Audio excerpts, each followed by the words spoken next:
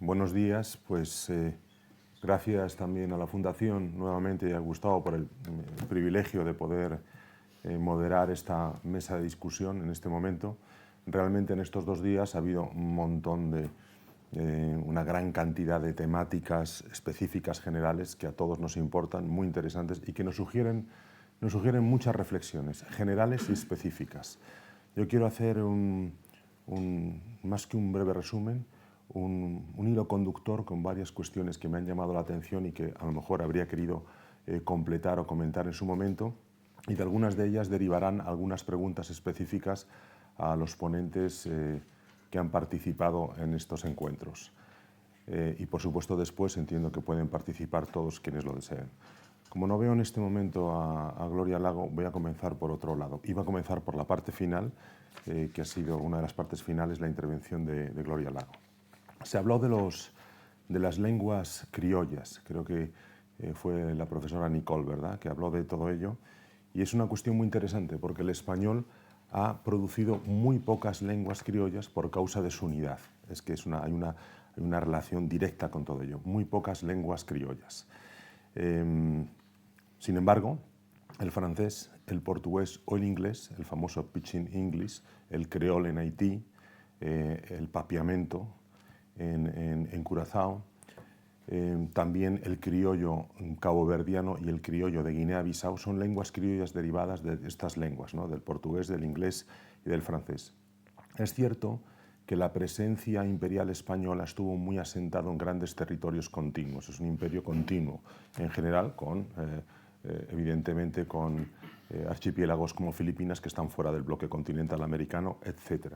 Pero en general hay una gran continuidad territorial. Por cierto, que es un dato que yo había apuntado en un libro y que luego lo sacaron en internet haciendo la medición de lo que yo había apuntado, y es que en línea recta es el imperio de continuidad territorial más largo de la historia, considerando las tomas de posesión en Alaska en 1774 y la presencia en Tierra del Fuego. O sea, es el imperio más largo, más que el mongol, o dentro de ese momento en el que se pueden contabilizar, y esta es otra cuestión de la que se podría hablar, aquellos 25 millones de kilómetros cuadrados. Pero vuelvo un momento a la cuestión del criollo, porque el criollo también surge en territorios insulares y archipelágicos o costeros, ¿no? En general, cuando hay una gran masa continental no cuaja el criollo. El criollo es una lengua mixta que se produce normalmente con un aluvión de población que viene de diferentes lugares, y así lo tenemos en Cabo Verde, lo tenemos en el Caribe. Puede que el criollo más amplio es en la tercera parte de la isla española, que es el de Haití. También hay un criollo en Jamaica, y por supuesto otro criollo continental más limitado es el de Guinea-Bissau. Y en Guinea-Bissau, la lengua nacional de la población, Guinea-Bissau, la ubican, país de África Occidental, continental, de solamente 35.000 kilómetros cuadrados. Es muy interesante porque tiene un criollo semejante al de Cabo Verde, pero el criollo de Guinea-Bissau tiene palabras españolas que no tiene el de Cabo Verde y que se sustituyen las españolas por las portuguesas. Esto lo pensaba cuando también habló la profesora Nicole del español como esperanto natural, que me parece que es un concepto fundamental, que es hasta publicitario, para dar a conocer, porque es la lengua natural, es la lengua estructural. O sea, es increíble que otras lenguas hayan podido tener, el mismo inglés del que estamos hablando todo el rato, escriben una cosa y dicen otra, pero según el momento. Entonces no digamos el francés o el alemán o incluso el portugués, que no corresponde a la grafía con lo que se dice. Entonces quizás aprovecho y Nicole, te pregunto, desde tu perspectiva, siendo tu lengua materna el alemán y habiendo manifestado que consideras o que percibes el español como un esperanto natural, ¿cuáles son esos elementos que lo hacen como esperanto natural?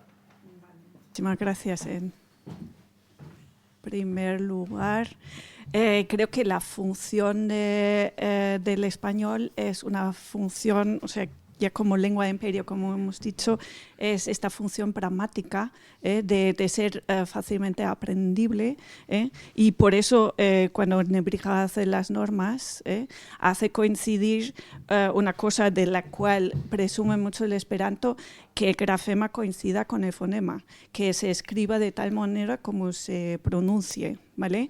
Y luego además en este ámbito de la pronunciación es el sistema que ya mencioné de las 5 vocales que lo hace muy fácilmente pronunciable, mientras que en francés o en inglés tienen que inventarse cada cosa para transmitir esto al grafema. Sin entrar en mucho detalle. Luego, el Esperanto presume de hacer morfologías agregadas. Quiere decir que con prefijos y sufijos va ampliando el vocabulario. Esto lo tiene el español funcionando desde siempre y funcionando muy bien. El alemán también lo tiene, muchas lenguas lo tienen, pero es un sistema realmente excepcionalmente funcional. Mencionar también la falta de declinación, que el español no hace falta recurrir a casos, como por ejemplo en alemán se mantienen hasta hoy 4 casos, y hasta el esperanto tiene todavía un caso, usa el acusativo, y esto en el español se suple por las preposiciones, y ahí también se ve muy claramente que las preposiciones en español funcionan muy bien, y si comparamos el sistema de las preposiciones del español con las de inglés, es una manera, por lo menos para el primer aprendizaje, bastante fácil. Por ejemplo, quiero mencionar la preposición en, que nos sirve inmediatamente para expresar un montón de posiciones, ¿vale? Y que luego, si se quiere precisar un poco más, el en puede estar encima de la superficie, dentro, etcétera, y hay otras maneras de entrar en más detalle. O sea que el sistema de preposiciones frente al inglés es más sencillo en una primera fase, pero con capacidad de desarrollo impresionante, ¿vale? O sea, y allí también, en cuanto a la sintaxis, al ser una lengua natural, tiene muchísimas ventajas frente a una lengua artificial, o sea que con el esperanto no vamos a ninguna parte. Ahí quería aprovechar para decir algo que se ha dicho, se ha dicho que por influencia del inglés se usan más estructuras como por ejemplo presente continuo. El presente continuo en español existe y es muy útil para expresar muchas cosas, pero por influencia quizás del inglés o de intentos de hacer lenguajes cada vez más simples, hay una simplificación del lenguaje que sí que hay que reivindicar desde el uso filosófico de la lengua natural, que se pueda seguir haciendo, como dijo antes Gloria, subordinadas, que la complejidad del sistema de las frases no se pierda. O sea, que el sistema español tiene muchísimas ventajas para un primer aprendizaje muy rápido, y luego diferenciarse a lo largo del aprendizaje de manera muy buena. Y entonces yo creo que hay muchas estructuras que el Esperanto intentó imitar, y que no va a ninguna parte a la larga porque la lengua natural no lo sustituye nada ni nadie. Muchísimas gracias, Nicole. A mí, es decir, falta de declinaciones, correspondencia del grafema con el fonema, la cuestión de las preposiciones, y de tal modo que esto no puede ser superado de un modo artificial. Y además, la cuestión fonética. Yo sugeriría, profesor, que habría que hacer del español esperanto natural o lengua general natural como un lema, y no digo eslogan, digo lema, un gran lema y que se explique. Yo sugeriría la necesidad de hacer una nota, aquí desde la Fundación Gustavo Bueno, por qué el español es un esperanto natural, es una lengua perfecta, en ese sentido acabada, en los dos sentidos de la palabra, es una lengua perfecta que puede contribuir a la mejor comunicación entre todos los pueblos de la Tierra. Con grandeza, pensemos con imaginación glotopolítica, como decíamos ayer, ¿no? Entonces yo creo que esto, el español, lengua natural, tiene que ser algo que llevemos de frente y que lo vayamos explicando en todo, hasta en las cruzadas de Gloria Lago también, ¿no? Porque estamos, la invasión del inglés de la que ahora hablamos, una lengua que no tiene claridad, no tiene una fonética homogénea y de cualquier manera, y aún así se impone. Y como la palabra set, no sé ¿cuántos significados puede tener la palabra sed? O algo así, pues porque no tienen esa riqueza y esa combinación que se puede hacer con el español, ¿no? Creo que sería muy interesante hacerlo, escribirlo desde esta fundación como un resultado de estos encuentros y que nos lo aprendamos todos, ¿no? Bueno, habíamos empezado por ahí, has mencionado, Nicole, la cuestión del presente continuo, que efectivamente existe en español, pero no la pasiva, no esa pasiva como es utilizada, que es copiada del inglés. Y aún peor, hay una cuestión que se está copiando del inglés que hace ilegibles algunos textos, que es el gerundio. El gerundio mal utilizado en un calco permanente del inglés, que es que ya dices, bueno, pero no corresponde ni con el tiempo, ni con la forma, ni con nada, ¿no? Entonces nos encontramos con textos que tienen que ser revisados porque están llenos de gerundios ingleses, y esto les ocurre a gente que muy leída, pero muy leída en inglés, que no han leído en español y leen mucho en inglés, ¿no? Iba a empezar, bueno, y ahora ya continúo por una cuestión más de fondo, ¿no? Sabemos bien que quien se siente superior no es superior, pero quien se siente inferior, precisamente por su disposición psicológica, sí es posible que lo sea. De ahí viene la cuestión del anglicismo y de la aceptación de todos los anglicismos. Si eso lo aceptan, es porque consideran que el inglés es mejor. Luego, yo creo que no, y una de las preguntas que iba a hacer tanto a Gloria Lago como a Marcelino Lastra, que también habló un poco de esto, ante la vergüenza de entrar en una empresa importante en Madrid y ver todo en inglés, como son otras, no voy a decir el nombre, de grandes despachos de abogados, que hay que tomar medidas contra esto, ¿no? Y es que no, como digo, se sienten inferiores. Por lo tanto, hay un estigma de servidumbre, de vasallaje, de inferioridad en quien usa la lengua inglesa de esa manera. Y hay que hacérselo ver, porque hay que avergonzarles. Siendo muy amables, no vamos muy lejos. O sea, hay que atacar, a mi juicio, por todos los campos, por tierra, mar y aire, en todo esto, de tal modo que discretamente, bien porque se encuentren colorados una vez, discretamente vayan retirando los carteles absurdos que hemos venido viendo. O sea, no podemos ya ser más amables. Tiene que haber una acción amable, pero tiene que haber otras acciones que no sean amables. No sugiero nada ni estoy promoviendo ningún... Bueno, es que incluso esas imágenes que nos ha enseñado Gloria Lago son auténtico vandalismo idiomático y vandalismo cultural. Hay que llamarlo como es, son vandalismo. Y en este sentido no quiero proponer ni promover un vandalismo, pero pensemos por un momento lo que puede ser que mañana, por la mañana, mencioné la calle Fuencarral, puedo mencionar la calle Guzmán el Bueno, puedo mencionar otros, todos esos carteles absurdos tengan un tachado con spray y que ponga en español. Eso sale en prensa. 35 comercios en inglés han encontrado, se crea un debate. Cuando salimos de Madrid por la carretera de Zaragoza, por la carretera de La Coruña, por la carretera de Valencia, por cualquiera, se han fijado en cómo están todas las vallas de las autopistas, todos los edificios.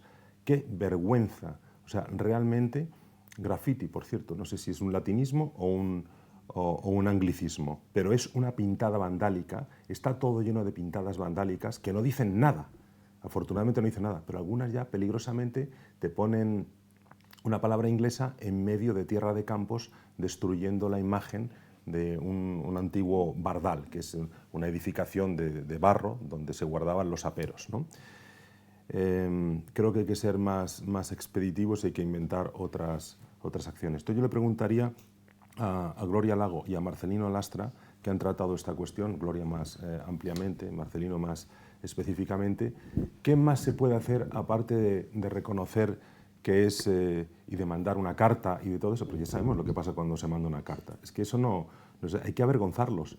O te publican una tercera, una tribuna de página entera en El País, en ABC, en El Mundo, y se empieza, porque no ha seguido la Real Academia, nadie lo has empujado, y con las autoridades que tenemos no pensemos que vayan a hacer nada. Autoridades de un lado y de otro, como hemos visto la actuación de la Comunidad de Madrid en toda esta cuestión. ¿Qué más podemos hacer? Pero que sea efectivo. Ya hemos visto el diagnóstico.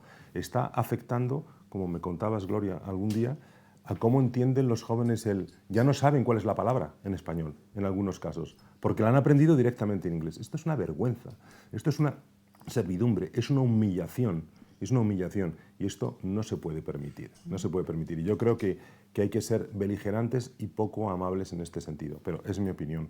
¿Cómo podemos ampliar una acción en este caso específico, que es verdaderamente preocupante? La cuestión de los nacionalismos periféricos, nacionalismos separatistas periféricos identitarios, está definida, está relacionada por un lado, pero esta otra es intercivilizacional. Justamente cuando estamos diciendo que el español es el único instrumento idiomático que puede hacer frente a una globalización anglosajona, se hace esto en España, pero no en España, en la República Dominicana, en cualquier país de lengua española, en cualquiera. Y es una verdadera pena y una verdadera lástima. Entonces, Gloria, sí. Pues nosotros estábamos esperando precisamente a que yo viniese aquí y a publicar el vídeo para empezar a contactar con la prensa. Yo creo que los primeros que tienen que tomar cartas en el asunto son los medios de comunicación, los que son quizás más afines a nosotros, e intentar, pues eso, publicar artículos, que los directores se impliquen, porque es una herramienta que tenemos a nuestro alcance. Pero como realmente se podría arreglar esto es con campañas. Lo que ocurre es que las campañas son caras y no están a nuestro alcance. Nosotros no podemos permitirnos las campañas tan costosas que se utilizan pues para cualquier otra bobada. Claro, nos haría falta un patrocinador, ese patrocinador que nunca hemos encontrado. Haría falta que alguien con capacidad económica nos permitiera hacer una buena campaña. Pero como eso no es posible, pues habrá que intentar que la gente se implique y que mande, por ejemplo, las cartas al director. Pues están al alcance de cualquiera. Participar en los foros. Tenemos que hacer un frente, un conglomerado de personas que sean activistas en este sentido, sin agotarlas, pero que se lo tomen en serio y que participen en los foros de debate, que en redes sociales difundan este tipo de mensaje y poco a poco ir calando. No es fácil, ¿eh? No es fácil porque lo que tenemos enfrente, pues claro, tiene muchísimo poder. Y tenemos que ir, por supuesto, a la gente más joven, que son ellos los que marcan tendencia sin duda. Hablar con comunicadores de Internet, o esta gente que tiene estos canales, sobre todo los jóvenes, ¿eh? Yo creo que, no sé si a alguien se le ocurre alguna otra idea, encantadísima de escucharlo, pero... Yo creo que, Marcelino, puedes dar tu opinión sobre esta cuestión y alguien más que quiera hablar sobre esta cuestión específica. Sí, muchas gracias. Todo lo que tengamos que hacer, que es bastante, por no decir muchísimo, no va a ser fácil contar con las instituciones que realmente deberían encargarse de esto, porque de hecho se ve que no actúan, ¿no? Y parece que se encuentran muy contentas. Yo hago simplemente un apunte de lo que se mencionó aquí cuando salía Esperanza Aguirre, ¿no? Yo por amistad he tenido mucha vinculación con un grupito de gente que fue muy, muy cercana a Esperanza Aguirre desde la época del Senado, en la que ella estuvo de presidente del Senado, ¿no? Y ya comentaban ellos entonces, esta mujer qué obsesión tiene con el inglés. Entonces, antes de que metiera luego, cuando fue presidenta de la Comunidad de Madrid, el bilingüismo y que la hicieran dama del Imperio Británico, evidentemente como consecuencia de ello, ¿no? Entonces las instituciones están cooptadas. No nos olvidemos lo que decía Rajoy, que lo más importante que le decía a su hija es que debía aprender inglés, ¿no? Entonces tenemos que ganar la opinión pública. A la opinión pública la tenemos que ganar. Y para ganar la opinión pública yo creo que, por ejemplo, desde el movimiento donde me encuentro, ¿no? El movimiento hispanista en su conjunto tiene que tomar cartas en el asunto en este aspecto. Tiene que crearse un plan de unidad de acción conjunto, y yo creo que la palabra que tú has mencionado, de ridiculizar, está muy bien dicho.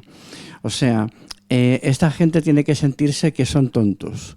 O sea, porque no hace falta decirlo de una manera que sea excesivamente grosera, pero que sea lo suficientemente incisiva y con cierta ironía para que se dé cuenta que son idiotas. Y al mismo tiempo eso tiene que hacerse ganándose a la opinión pública. Ha sido siempre el pueblo el que ha sido capaz de levantarse y decir a sus dirigentes o a sus élites o a sus oligarquías, llámense como se llamen, señalarles con el el dedo. Y en este caso tiene que volver a ser la opinión pública la que se ponga del lado nuestro, ¿no? Pero alguien tiene que liderarlo. Entonces yo lo que propongo es que el propio movimiento hispanista se ponga al frente de esto, haciendo un plan de acción conjunta, ¿no? ¿Es para qué? Y de esta manera involucrar pues, a los comunicadores que hay dentro del movimiento hispanista, que hay muchos, aparte de otra serie de acciones, ¿no?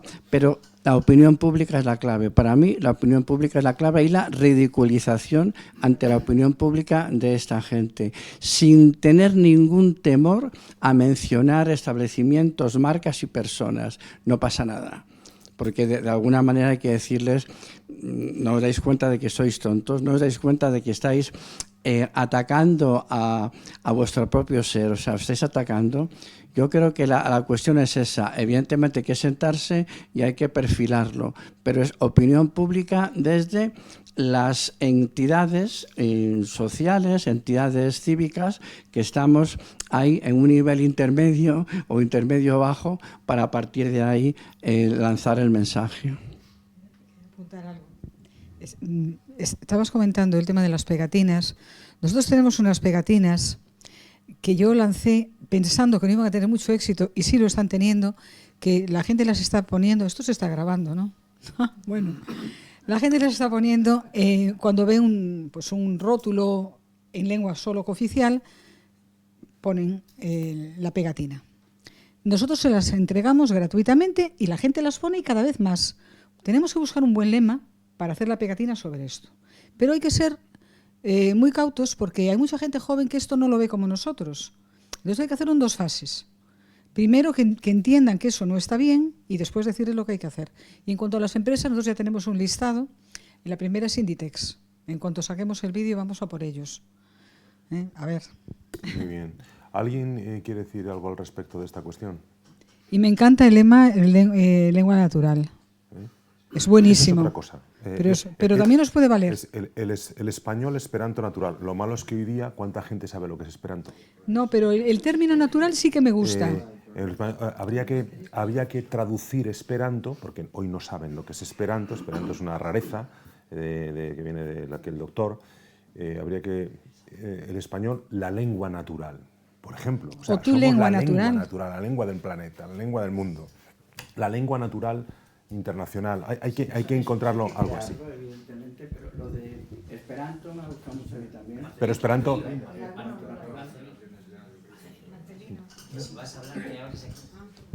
No, pero ya. No, que me adhería a lo que decíais vosotros, ¿no? Del español esperanto natural, me parece muy bonito, además. Me parece muy bonito. Y evidentemente, vuelvo a hacer hincapié, ¿no? Hay que ganarse la opinión pública. Las cartas no sirven para nada. No sirven para nada. Yo personalmente he mandado por mi cuenta cartas a montones de sitios. Los de Alsa que sacaste también. Yo cuando vi el tema de Alsa, que Alsa, una empresa, carajo, con perdón, española, creada en Asturias, que ahora ya es de capital británico, y es que cuando tienen algún tipo de incidencia, yo cojo de vez en cuando autobuses de Alsa y me lo mandan en inglés. Yo me quedo alucinado. Yo me quedo alucinado, es una vergüenza absoluta. ¿Sirve de algo las cartas? No. ¿He hablado con atención al cliente? Sí. ¿Sirve de algo? No. Te atiende una persona que está ahí, que no sabe qué decirte. Pues, nos contestaron, pero que era una excepción lo que había pasado. Ya. Dile que no, porque yo bajo con frecuencia, ¿sabes? Pues para añadir sobre esta cuestión en concreto, ahondando lo que decía Nicole, de lo que vais a ese escrito que decías, Feliciano, que comentabas que podíamos impulsar. Yo, además de todo lo que se ha dicho, añadiría esto: el idioma español es, si no es el que más, uno de los más rápidos para comunicar, porque la velocidad con la que se pueden enganchar secuencialmente las sílabas, porque cuando se va hablando se va haciendo golpes, ¿no? Hay otros idiomas en que tienen que ser unos golpes de voz que va cortando constantemente. El español es capaz de hablar muy rápido, que eso también pues puede influenciar en que tenga más o menos influencia y repercusión. Y luego, como dice nuestro buen amigo que le citamos ayer, Carlos Riáñez, creo que esta frase es de él, aunque luego también la usaba Alberto Gil Ibáñez, me parece, quien denomina, nomina. Entonces, ahondando en esto tan importante que estamos comentando ahora, ¿no? Este vasallaje cognitivo que habla en sus libros Alberto. Fijaros también un detalle, los nombres de personas, algo tan importante como la identidad de cada uno. ¿Cómo son los nombres en América? Jeffrey, Wilson, Winston, eso ya te está poniendo en que, oye, los Pablo, Pedro, eso no importa. Si quieres ser algo en la vida, tienes que llamarte Wilson, Jeffrey, y en España también hay algunos ejemplos, ¿no? Como por ejemplo Jonathan o Richard, ¿os acordáis, no? Entonces, ese tipo de poner a tu hijo el nombre en un idioma que es tu enemigo natural, también es importante tenerlo en cuenta. Bueno, tengo muchas más cosas, pero lo sacaremos después. Esto es con respecto al idioma. Sí.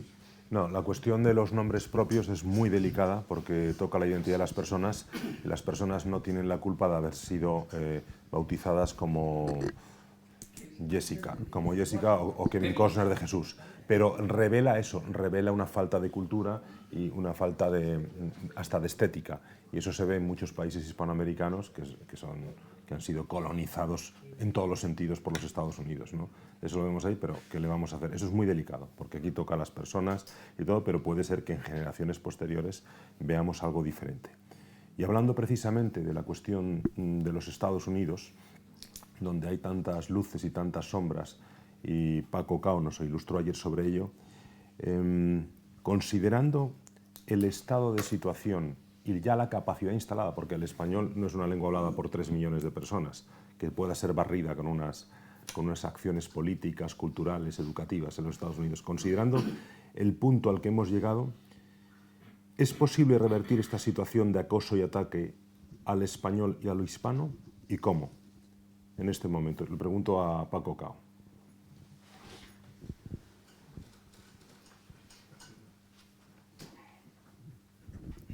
Bueno, a mí me resulta muy difícil responder porque no soy experto en el asunto, pero lo veo difícil.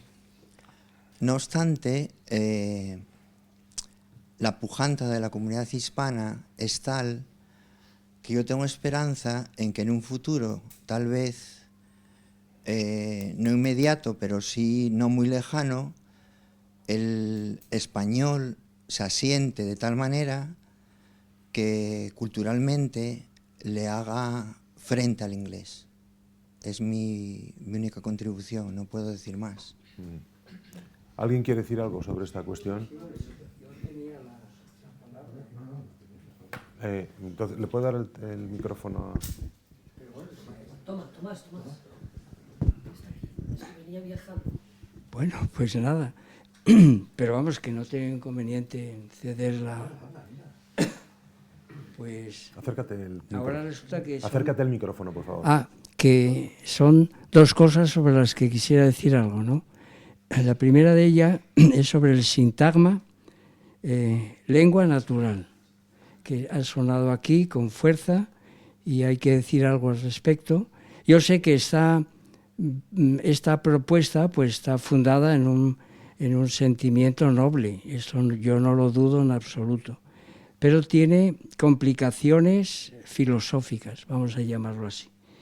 Y luego otro comentario a propósito de lo que ha dicho Paco Cao acerca de los hispanohablantes en Estados Unidos. También quisiera decir algo. En primer lugar, el término lengua natural hay que tomarlo con pinzas. ¿Por qué? Porque desde nuestras coordenadas, claro, la palabra lengua natural nos acerca a los chimpancés. Es decir, que el lenguaje no es privativo de los homínidos, es decir, que también los grandes simios pues tienen, como ha demostrado Vygotsky y otros grandes lingüistas, ¿verdad? Pues tienen capacidad de pronunciar palabras y se les asesora, se les enseña y pueden, pero tienen un límite que es el tracto vocal y ahí está la naturaleza. No pueden por mucho que se les adiestre, enseñen, no pueden decir más de 2, 3 palabras. Pero han sido capaces. Pues bueno, reservemos el término lenguaje natural para estos casos. Y entonces, naturalmente, los homínidos tienen un tracto vocal mucho más amplio, donde podemos hacer muchos juegos con la lengua, el paladar, los dientes, etcétera, cosa que no pueden hacer los grandes simios. Evito decir que también, naturalmente, otros animales se comunican con lenguaje de gestos. Y eso es el lenguaje natural. Pues solamente con ese comentario ya tenemos claro que hay que decir el español esperanto natural y que la gente se entere de lo que es el esperanto. Quiero añadir algunas cosas más, ¿verdad? Entonces, pues podríamos decir que tampoco es lengua cultural. Es decir, que hay que añadir, esta es la propuesta que yo hago aquí, y por tanto el sintagma que propongo es otro, que para que un lenguaje alcance la potencia que tiene el lenguaje español, pues tiene que haber, además de componentes naturales ligados precisamente al tracto vocal y componentes culturales, que es naturalmente el entorno en el que esos homínidos se han movido, pues tiene que tener componentes que nosotros llamamos terciogenéricos. Es decir, que si un lenguaje no es capaz de alcanzar, por así decirlo, un vocabulario con conceptos que naturalmente pues, son entidades terciogenéricas y con ideas filosóficas, pues no tenemos un potencial lingüístico, ¿no? Por tanto, yo propongo que en vez de lenguaje natural hay que decir el español lenguaje filosófico, sencillamente, siguiendo una de nuestras doctrinas. Es decir, que el español ha dado muestras bien claras de que en el ámbito en el que sea, pues nos encontramos ideas, estructuras, argumentaciones que naturalmente recuerdan lo que entendemos por filosofía. Sea esta naturalmente pues en el ámbito del derecho, de la literatura, de la ciencia, etcétera. Y luego, esto por un lado, es decir, que el lenguaje español, a mi juicio, más que lenguaje natural y más que lenguaje cultural, es lenguaje filosófico, porque tiene una riqueza terciogenérica que no la tienen otras lenguas, sencillamente, esto es el asunto.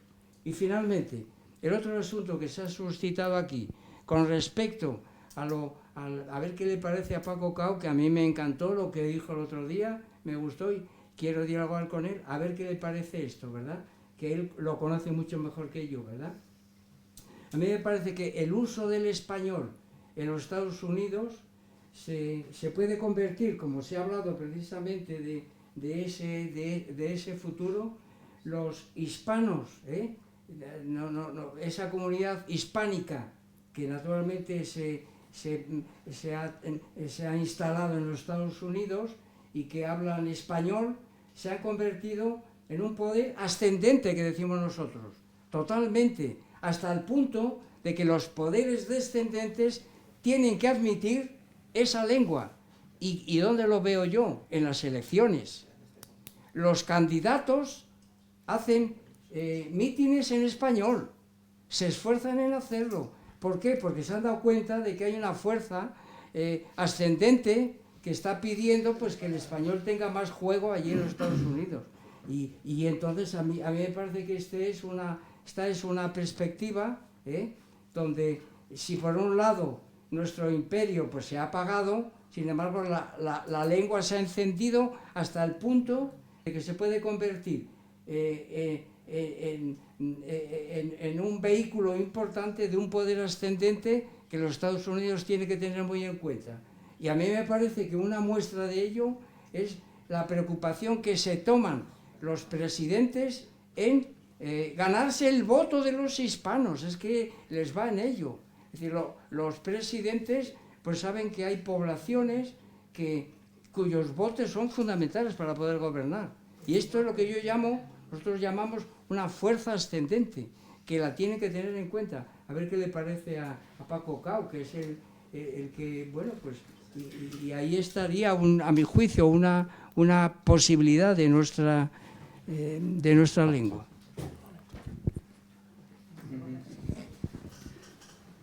A ver, Tomás, yo te voy a comentar tu propuesta de la lengua filosófica. El término filosofía seguramente es uno de los términos más desprestigiados en el universo mundo. ¿Por qué? Porque hay cientos y cientos de profesores de filosofía que desprestigian ese término, aunque a otra escala tenga cierto prestigio en general, etcétera, etcétera.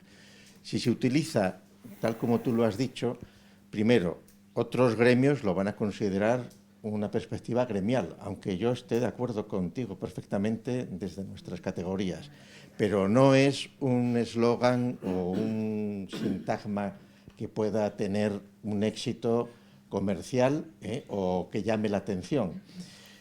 Por estas razones que te digo, porque si tú ves lo que pasa por filosofía, lo que como es tan basura, no tiene ni trascendencia, pero existe, y no te digo nada, pues cuando, por ejemplo, quienes han estado financiando, por ejemplo, estudios sobre filosofía en Argentina, en no sé dónde, pues son una universidad baptista de Guaco que tiene su departamento de filosofía, y que lo hacen en inglés, o traducen bien. Bueno, entonces, con respecto al término esperanto, pues también eso habría que verlo. Teóricamente hay 1 millón de hablantes de esperanto, eso va decayendo, tal y cual. Los que andaban con lo de los lenguajes artificiales o globales, pues consideraron pues, que el ido era más perfecto que el esperanto, pero incluso pues en la Vulgopedia es entretenidísimo porque te dicen probablemente es uno de los idiomas artificiales más hablados del mundo, y luego te ponen hablantes nativos 10.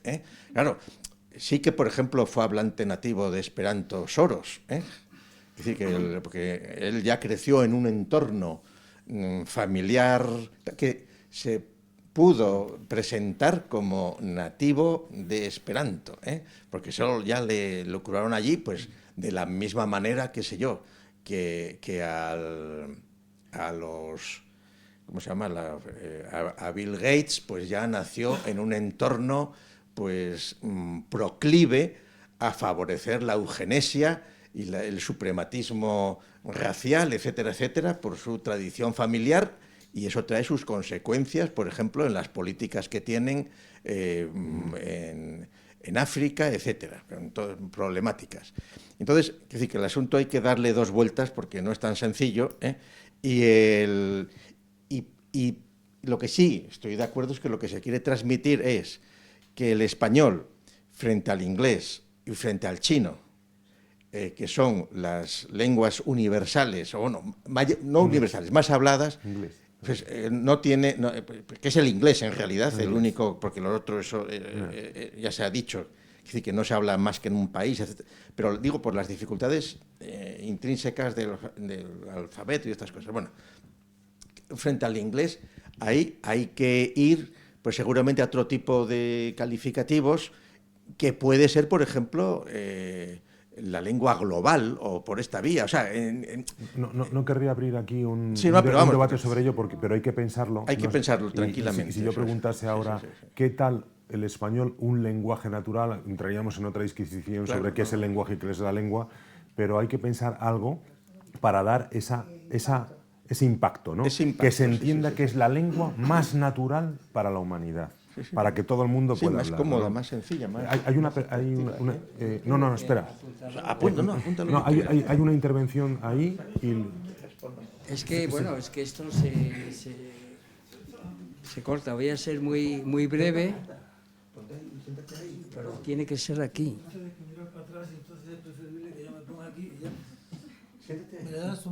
Bueno. No, pero había pedido la palabra aquella chica antes. Perdón, me había pedido aquella chica. No, pero que no le... No, pero que termine Tomás, que termine... Es que... hostia, vaya. Termina Tomás y aquella Sí, chica. hombre, yo tenía el uso y entonces pues se me ha hecho una objeción y esto es lo que yo entiendo por la esencia de este congreso, la discusión, claro. Y es una objeción pues muy bien planteada, sin duda alguna. El desprestigio que tiene la palabra filosofía. Bueno, pero es que hay que combatir con ello. Ahí está, es decir, que desde nuestra perspectiva, pues no nos vamos es gremial y es particular. No es... No tiene condiciones para poder... No es gremial, porque resulta que la palabra filosofía pues tiene un carácter universal, atiende más a la universalidad. Y me voy a centrar en la tesis del padre, Vitoria también lo decía, pero sobre todo Mariana. Mariana cuando quiere expresar todo su potencial filosófico dice: tengo que usar el latín porque es la lengua universal, la universalidad. ¿Y qué es lo que concede la universalidad al lenguaje? Los conceptos y las ideas. En ese sentido, precisamente, el español reúne las características más finas con respecto precisamente al uso de conceptos y de ideas, ¿verdad? Entonces, que eso esté desprestigiado, bien. Yo estoy muy acostumbrado a enfrentarme a situaciones de desprestigio. Pues llámalo la lengua universal. Bueno, pues esto es. Pero para mí es un conónimo de lengua filosófica. La universalidad lo da la filosofía. Pero eso exige ya mucha explicación. Bueno, sí, claro que sí. Pero millones de... Pero ese es nuestro nuestro cometido, ¿verdad? Y entonces lo que no me parece bien es lo de lengua natural ni esperanto. Yo eso lo desestimaría por lo que he dicho, ¿verdad? Y entonces pues nada, yo paso el micrófono a otro y me mantengo en mis 13, vamos, en una palabra. No, aquella chica, por favor. ¿A qué chica? ¿Por qué no te pones aquí delante? Ahí no se me ve. Ven. Ay, bueno, aquí robando cámara. No, o sea, yo solo quería aportar, o sea, aunado a lo que vosotros, el profesor Bueno y Tomás han dicho, que efectivamente, o sea, el esperanto, como lengua natural, es problemático filosóficamente hablando, ¿no? Pero y luego el esperanto, pues, es creado por un polaco, ¿no? Entonces, desde este punto de vista, ¿no? Y desde esta escuela, considero que podría utilizarse otro tipo de eslogan que también fuese impactante, pero que implique también ese análisis filosófico y quizás, no sé, la lengua, el español como lengua, como la lengua más universal de pensamiento, por ejemplo. ¿Vale? Y bueno, ahora cedo el micrófono porque lo había pedido desde hace rato. Ya puedo. Sí, adelante. Sí. Siéntese ahí. Yo digo que si ustedes piensan arreglar esto, como decimos nosotros, desde vectores ascendentes, no lo resolvemos. Entonces estamos escaqueando al Estado, pero si es el Estado el que le manda a ustedes, no ustedes al Estado. Si nosotros no podemos decirle al Estado lo que tenemos que hacer o andar por ahí luchando en las calles diciendo, quitando... No, pero si son las directrices del Estado el que nos tienen que poner a nosotros a raya. ¿Pero qué es eso desde vectores ascendentes? Es imposible arreglar esto así. ¿Cómo explican las revoluciones? Las revoluciones no sirven para nada, son 360 grados, Tomás, como todo el mundo sabe. Son 360 grados, son los grupos de transformación que llamamos nosotros. No me vengas a hablar con eso, Tomás. Hombre, vale. Por favor, a mí no me pidan que sea policía por ahí que vaya diciendo, hombre, esto es un rollo, tú eres un tonto, tú eres un idiota. No. A título individual es imposible. ¿Cómo niegas la existencia de poderes ascendentes? Lo que yo quiero decir es que no se puede escaquear al Estado de esto, que no ha hablado nadie del asunto. Perdón, una pregunta. ¿Usted ha trabajado en las instituciones del Estado? Sí, por lo que me tocaba. Yo he sido ferroviario y yo de alguna manera pues he sido tocado por ellas. Vamos, que no me va a decir a mí ahora lo que es el Estado. No se puede imaginar cómo funcionan las instituciones del Estado. Sí, yo lo sé, pero bueno, pero es lo que tenemos. Es que es lo que nos da las directrices a usted, a mí, a un grupo, a una institución, a una asociación, a lo que fuera. Y ustedes no tienen ni competencia alguna para decirle decirles que tenemos que hacer esto, que tenemos que hacer lo otro. Pero voten ustedes a otra cosa, que es lo que hay que hacer, y quitar a toda esta serie de miserables y canallas, que es lo que hay.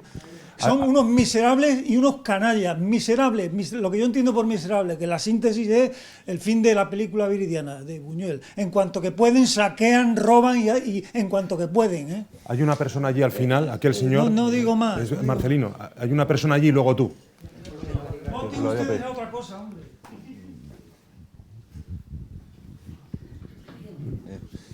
Yo propondría Ahora tú.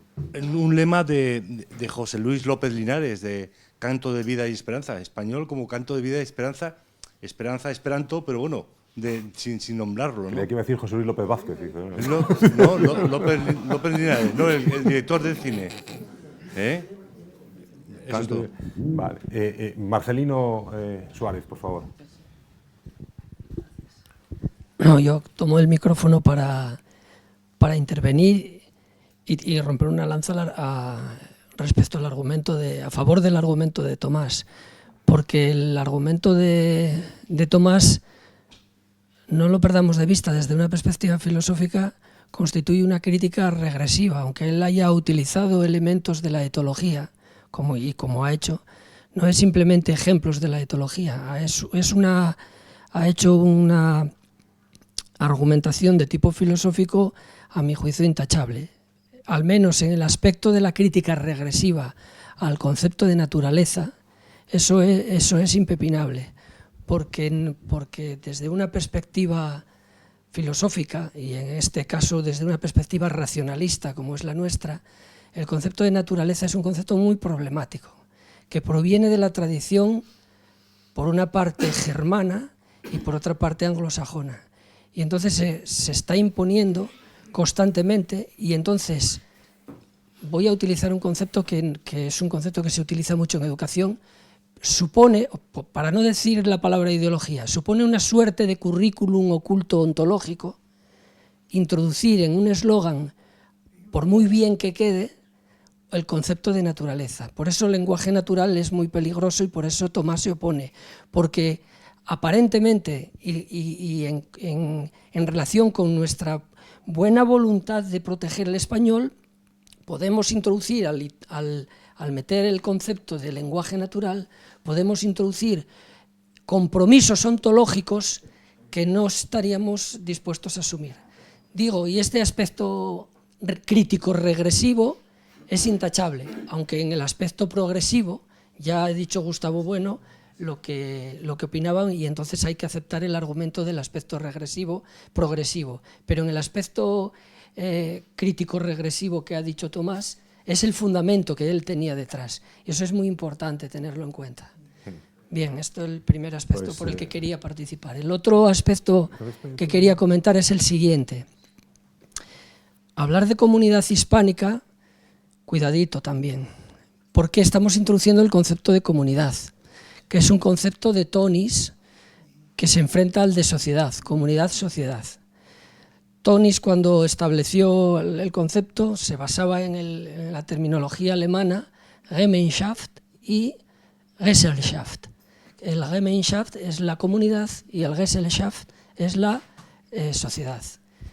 Es un concepto que viene de la escuela de Chicago, que tomó también la escuela de Chicago, Park y otros, cuando analizaron las sociedades urbanas norteamericanas, esas sociedades urbanas que se estaban llenando de inmigrantes y en las que, para poder entender la sociedad urbana norteamericana, contra la que la mayor parte de los urbanistas y pensadores norteamericanos pues se oponían, todavía en el cine hoy existe como una especie de fobia hacia la ciudad, y entonces el concepto de comunidad es muy peligroso. Podemos entender, por ejemplo, hablar de comunidad islámica, porque hay un hilo rojo, para utilizar la expresión de Fraser en La rama dorada, hay un hilo rojo que es la religión islámica, y entonces en ese sentido podemos hablar de la comunidad islámica en España.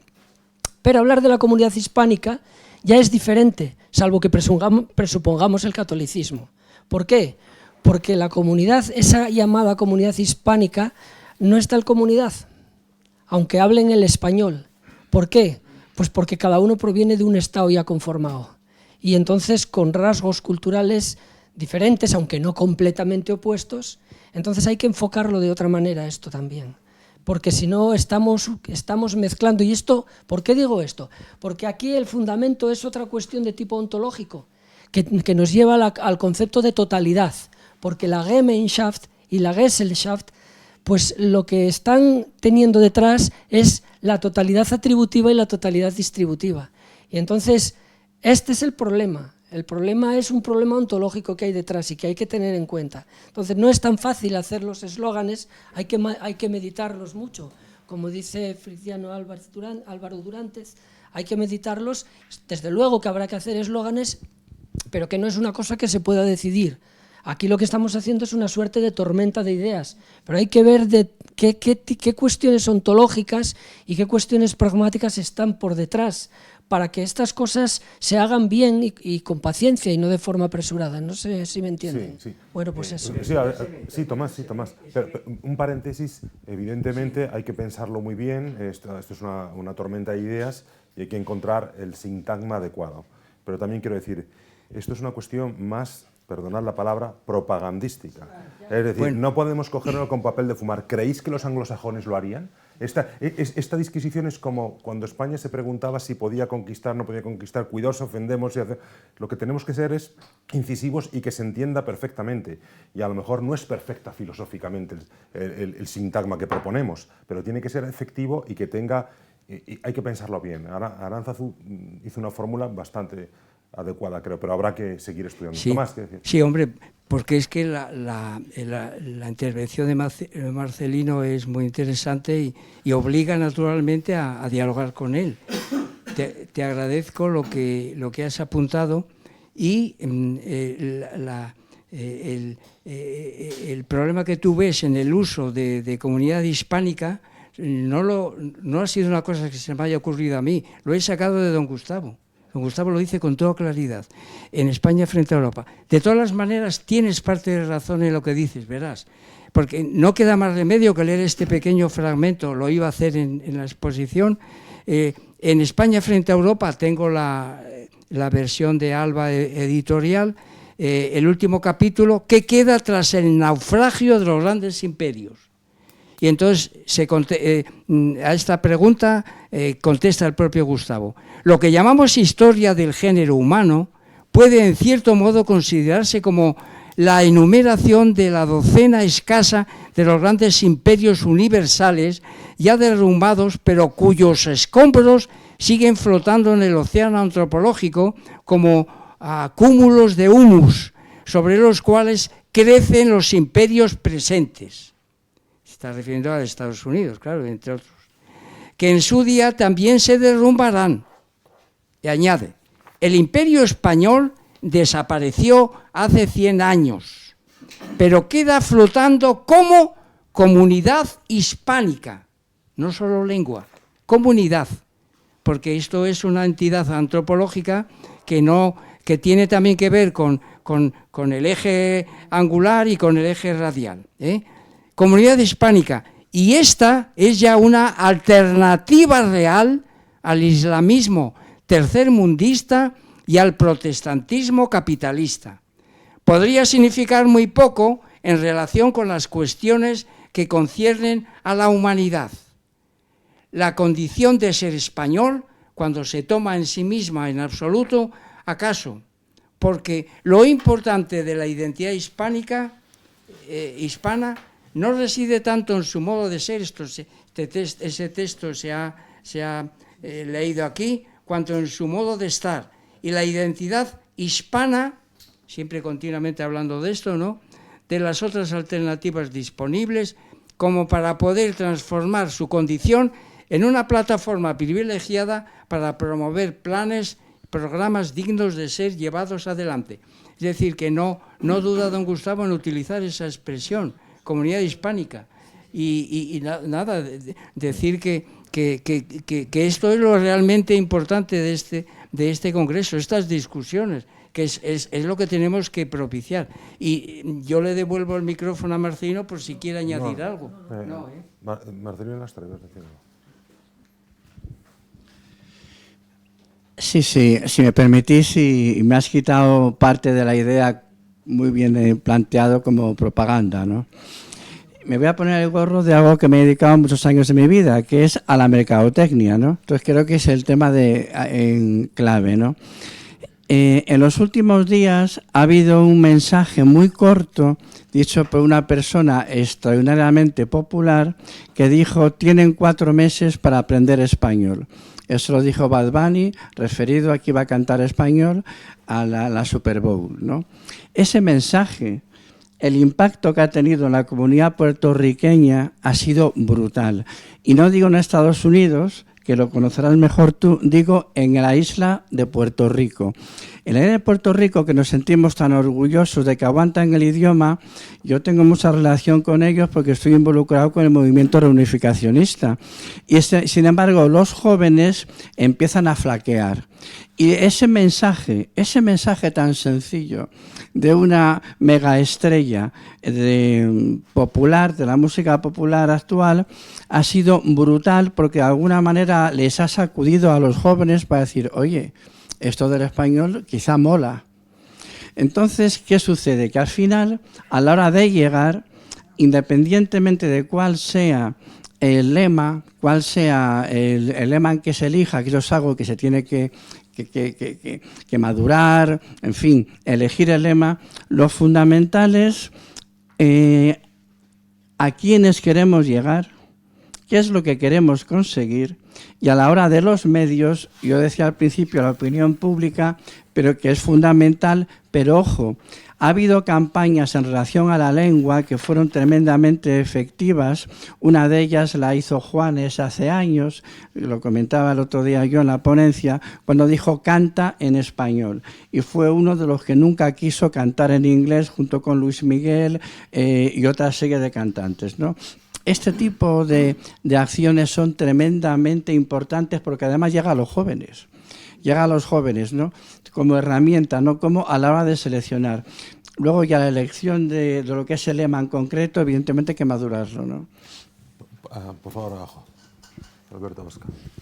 Sí, a raíz de lo que decía también Marcelino y luego comentaba Tomás, bueno, yo creo que da igual llamarlo con sus matices, ¿no? Comunidad o sociedad, porque si atendemos, por ejemplo, a lo que significa la hispanidad en cuanto al ethos, es decir, vamos a la etimología de ethos, ¿no? La hispanidad es una forma de ser y de estar, que decía Gustavo Bueno. Es decir, tenemos que atender a la conducta, al carácter, a la identidad.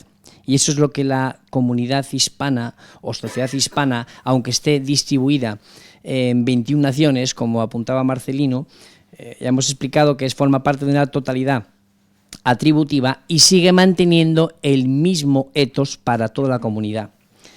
De todas formas, yo quería acabar ahora lanzándoos a todos vosotros, a todos ustedes, un mensaje de tranquilidad y de esperanza.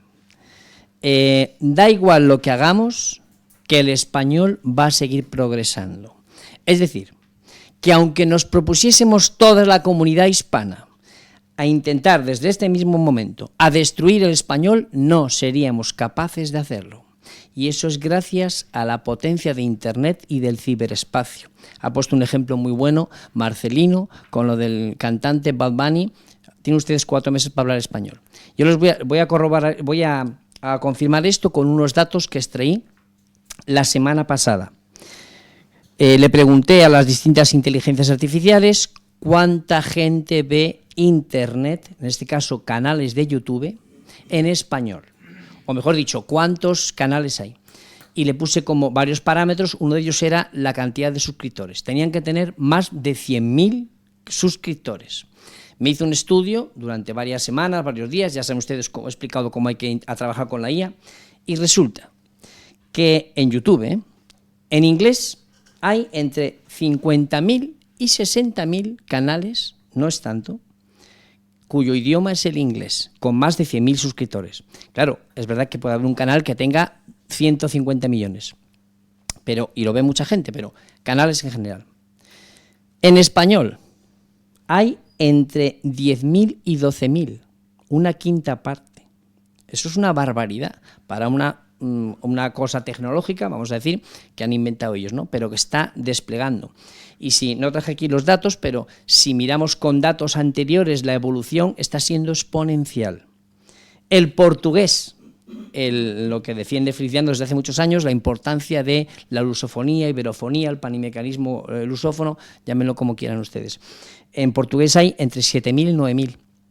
Es decir, que ya si sumamos la iberofonía, todo, ya tenemos la mitad de los canales con más de 100.000 suscriptores que están o en portugués o en español.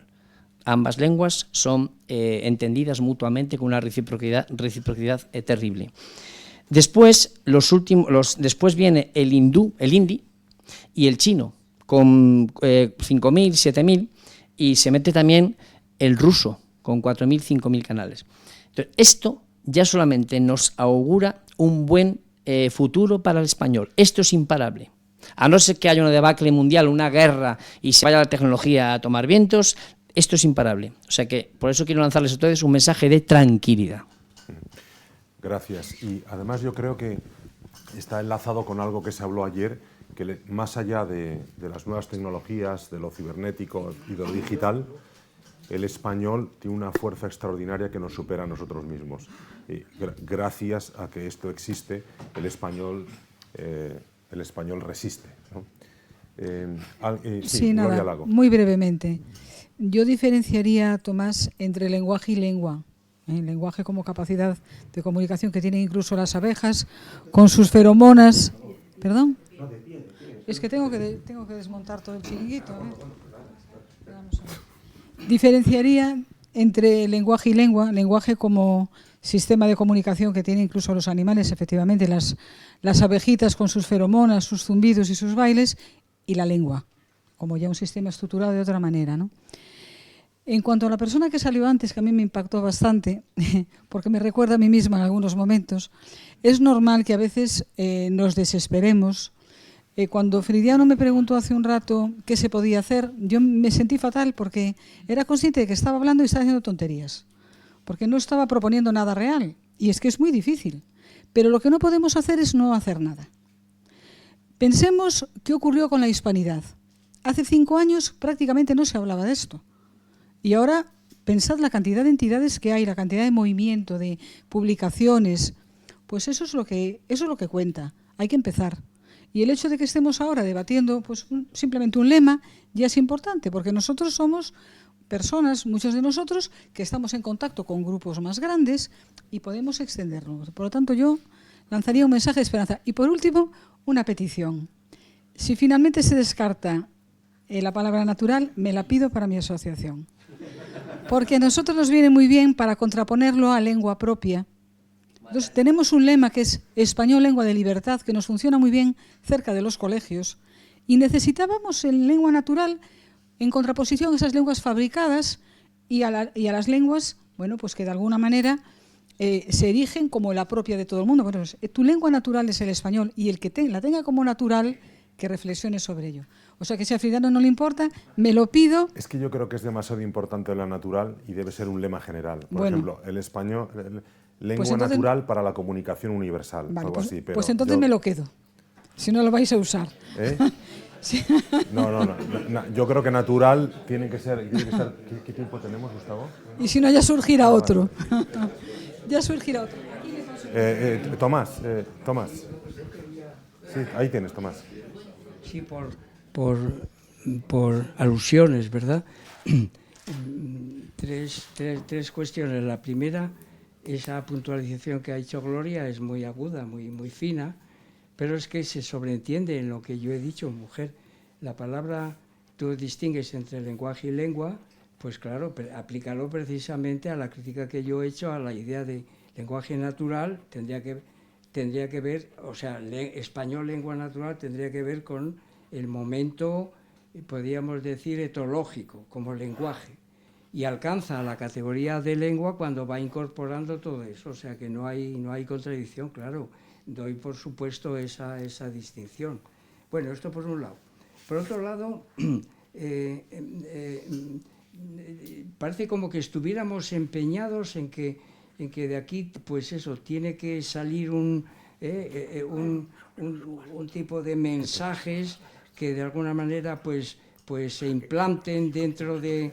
Yo creo que esa perspectiva que yo estoy de alguna manera detectando, pues no tiene por qué darse entre nosotros. Es decir, que nosotros no estamos en absoluto aquí, pienso yo, desde lo que yo estoy trabajando, estudiando, etcétera, pues yo qué sé, para dirigirnos a las masas.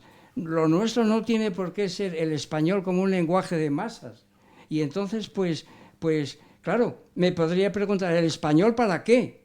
Si es sencillamente para transmitir unas canciones cuyas letras son basura, pues no. Es decir, yo he defendido a rajatabla precisamente el español como lengua filosófica. Y ahí es donde dejaré yo toda la piel. Es decir, siguiendo naturalmente la metáfora platónica, para sacar a los españoles de la caverna.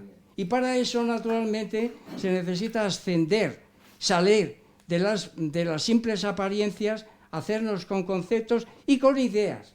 Por tanto, la lengua española como lengua filosófica precisamente para ayudar, naturalmente, a los que están atados de pies y manos en la caverna, pues a ver, naturalmente, a salir de ahí, salir de la caverna, vamos, sin duda alguna. Y luego, otro asunto que también me preocupa enormemente y que lo voy a reciclar de alguna manera para reinterpretarlo desde nuestras coordenadas, cuidado con el futuro. Es decir, eso, en terminología nuestra, se llama ciencia de visión. Y la ciencia de visión es propia de Dios. Y nosotros no somos dioses. Y no podemos saber lo que va a pasar. Y por tanto, lo que tenemos que hacer sencillamente es tener los pies en la tierra, saber que hay mucha caverna y que nosotros tenemos que contribuir sencillamente a liberar a los prisioneros de la caverna, porque tenemos una riqueza impresionante en el lenguaje, porque está cargada de conceptos y de ideas. Y ahí lo dejo. Muy bien, doctor Ibas.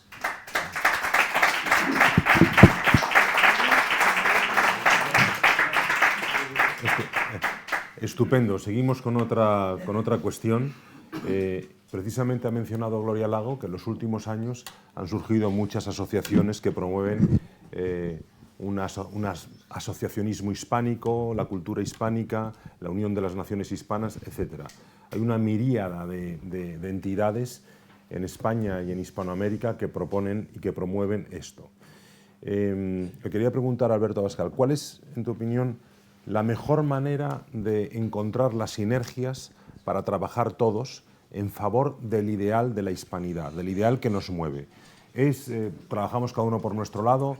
¿Es necesario articularnos de una manera muy estructurada o mejor no? ¿Y qué opinas de ella?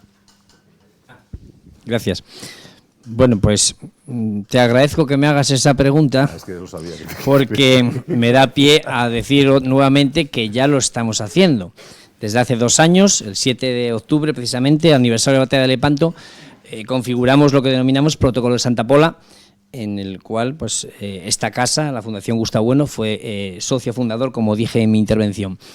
Y yo creo que el futuro viene por ahí, por eso lo estamos impulsando, pues ahora mismo más de 50 entidades de 12 países. Es decir, lo que tenemos que hacer, lo que nos quedaba, es trabajar juntos. Dice Carlos Leáñez, le menciono otra vez, que somos la 4ª ola de la hispanidad. Ha habido un auge de la hispanidad, de asociaciones, de películas, de canciones, cada vez hasta más autores hablan en español, de muchísimas asociaciones trabajando por separado, haciendo cosas por distintas circunstancias. Pueden ser algunas porque lo han descubierto, por beneficio, porque creen que es una cultura potente, unas tradiciones, el etos que hablaba antes, que merece la pena defender el español, y lo que faltaba era precisamente unirnos y trabajar juntos. Y estamos en la fase de crecimiento, de conocernos, hemos de reconocer. Si se fijan ustedes en la palabra reconocer, esto lo dije en la conferencia de La Coruña, es un palíndromo. Se lee igual de delante a atrás que de atrás a adelante.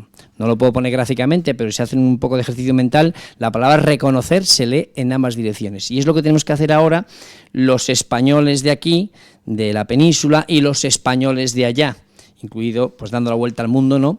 Non sufficit orbis, dando la vuelta al mundo y atrayendo a las Filipinas.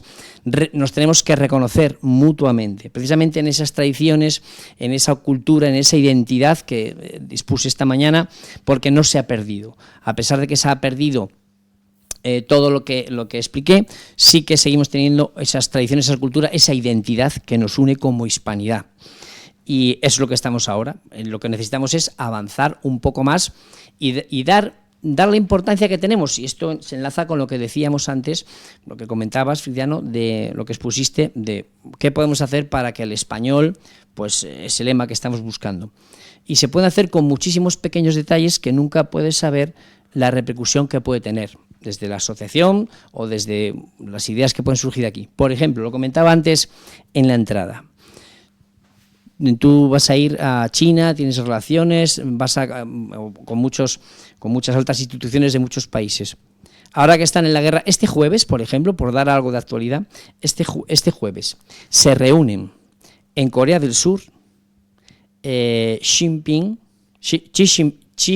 el presidente chino, se lo he dicho bien, ¿no? Y Trump. Y van precisamente a una isla, a una región, a Corea del Sur, que nosotros hemos visitado, que es Jeonju, que era la capital del antiguo Joseon, de la antigua Corea, una ciudad, por cierto, preciosa, Jeonju. Que me corrija, lo he dicho bien, ¿verdad? Jeonju, sabe coreano. Bueno, pues suponed que, vamos a imaginar, como dice Friciano que le gusta, que esa reunión, con los aranceles que ha impuesto Estados Unidos con respecto a China, vamos a hablar de glotopolítica. Lo comentamos ayer, yo creo también en la comida. Si consiguiésemos, por ejemplo, que Xi Jinping dijera, tú me pones aranceles, yo te los voy a poner de otra forma. Voy a impulsar en China una ley que diga, de aquí a 10 años, nuestro idioma de trabajo internacional va a ser el español. ¿Por qué? Porque nos interesa. Los chinos son voluntariosos, trabajadores y van a lo práctico. Les interesa. ¿Por qué les interesa? China actualmente controla el 70% de todos los recursos naturales. No controla, perdón, extrae. Quédense con este dato. Extrae el 70% de todos los recursos naturales del mundo. Las tierras raras, que se llaman, son tan necesarias para hacer un iPhone como para fabricar un automóvil, como para hacer partes de un F-35, por ejemplo. Pero eso es lo que extrae. Pero lo que controla en el procesamiento es el 95%. ¿Dónde están los mayores yacimientos de recursos naturales? En Hispanoamérica. ¿Qué se habla en Hispanoamérica? Español. Hay mucho en África, pero en África es un galimatías de lenguas y además coincide que en muchos países de África se habla español, como Guinea Ecuatorial, o portugués. Entonces, ¿a China qué le puede interesar glotopolíticamente hablando? Pues que sus empresas hablen en español, porque los recursos están en Hispanoamérica. Entonces, son pequeños detalles que se pueden plantear, que se pueden ir dejar caer, y yo creo que eso formaría parte también de nuestro trabajo, aparte de seguir pues trabajando, uniéndonos, como te he dicho, en el protocolo. Y yo creo que ya me he excedido en la intervención. Me gustaría comentar un par de cosas antes de ir acabando. Quiero llamar la atención sobre el mapa, profesor, para ilustrar estos 32º encuentros, ¿no? Con el Pacífico en medio, que es un guiño a China también, evidentemente, y una nueva geopolítica del mundo. Pero también quiero llamar la atención sobre otra cosa. Es importante que utilicemos mapas, proyecciones elípticas. Este es el mapa de Mercator, es el que más distorsiona, por un lado, las formas y las superficies, de tal modo que Groenlandia es igual que Brasil. Groenlandia tiene 2 millones de kilómetros cuadrados y Brasil 8,5. ¿Qué le pasa a este mapa? Que justamente empequeñece el mundo hispánico siempre.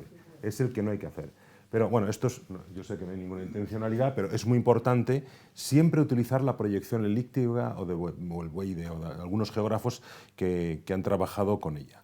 Y también en ese complejo de inferioridad que tienen tantos hispanos, que lo hemos comentado en la cuestión de los anglicismos, etc., fíjense cómo casi todas las representaciones de los organismos llamados iberoamericanos o latinoamericanos, la CELAC, la Secretaría General Iberoamericana, la OEI, Organización de Estados Iberoamericanos, te ponen un mapa, voy a decirlo intencionadamente, de América Latina, con una península ibérica por ahí como un electrón suelto, cuando se trata de un organismo iberoamericano, y este mapa siempre, por el miedo que tienen a los Estados Unidos, lo cortan por la mitad de México.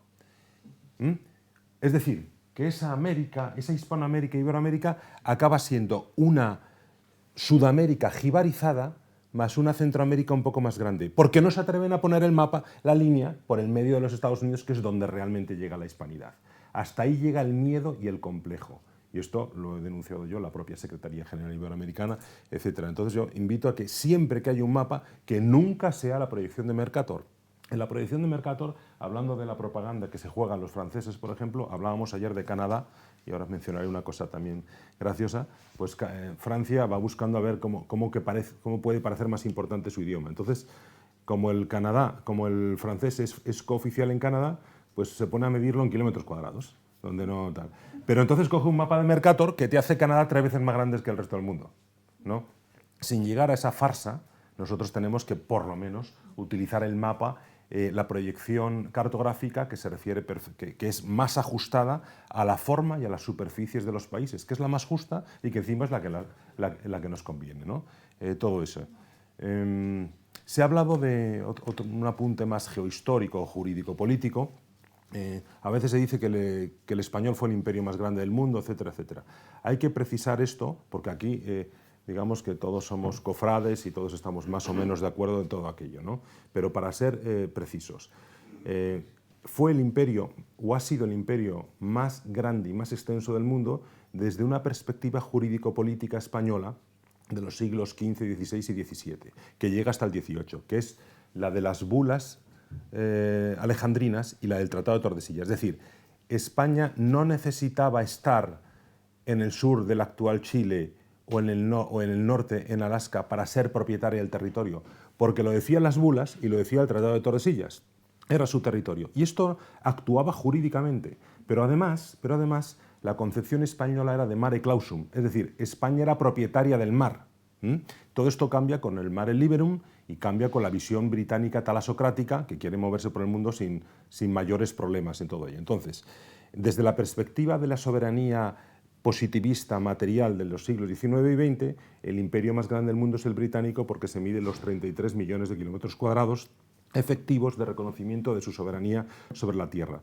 Pero desde la perspectiva jurídico-política conceptual de la monarquía española en los siglos XVI y XVII, el imperio más grande de la historia, y por cierto, el único jurídica y políticamente universal de la historia, es el imperio de España después de la incorporación de Portugal a la monarquía hispánica, porque se suman al medio planeta que pertenece a Castilla según las bulas, que es un concepto jurídico-político que llega hasta el siglo XVIII, y lo demostraremos, vamos a ver cómo, se suman todos los derechos de Portugal.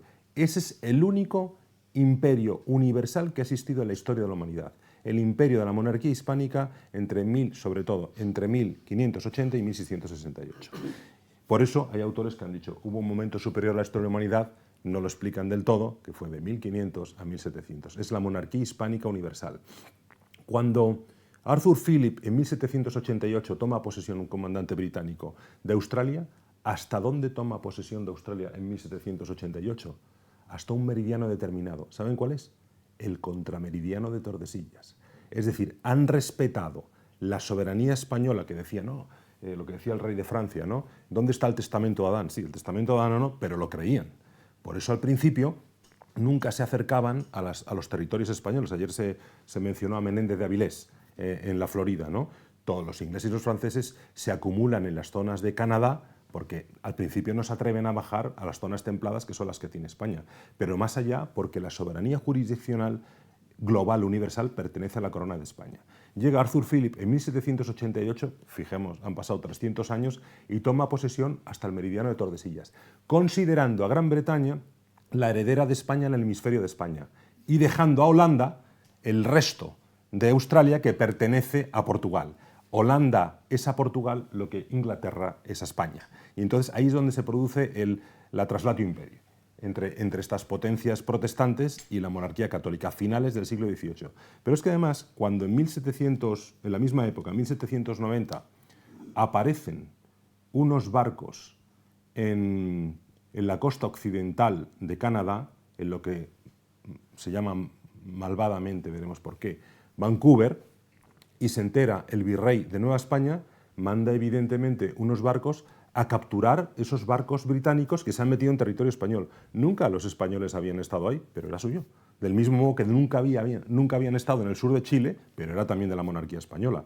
Y entonces se confiscan, hay unos actos de dominio clarísimos, se confiscan los barcos ingleses, se apresan a todos los ingleses, se les llevan a Ciudad de México y casi se llega a la guerra con Gran Bretaña, en 1790. Y todo cambia a partir de entonces. Entonces, cuando hablemos de eso, seamos precisos, porque sí, desde la perspectiva jurídico-política de 1493 en adelante hasta el siglo XVIII, España fue el mayor imperio de la historia. Y luego, desde la perspectiva positivista, es el imperio británico. Eso por un lado.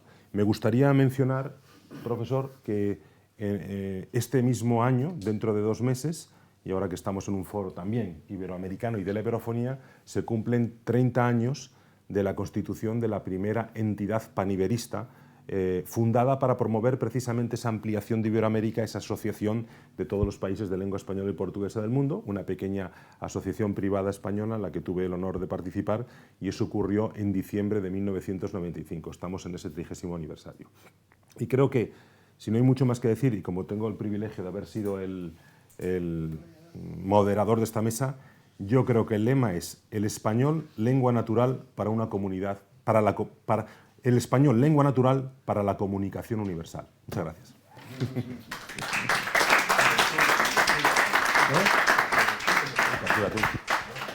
Bueno, y con estas palabras queda clausurado los 32º encuentros de filosofía de la Fundación Gustavo Bueno y el 7º Foro Iberoamericano de Iberofonía. Muchas gracias.